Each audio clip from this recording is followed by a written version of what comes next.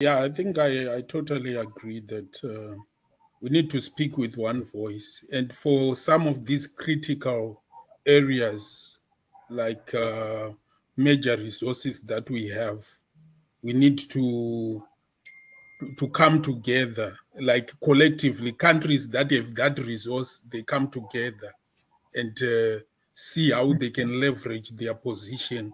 Because one of the major issues is we don't even set the prices for our resources. Most of the resources are coming from the continent, but the prices are set in London or New York, you see. So those prices, when they set them, they are favorable to them, not to us.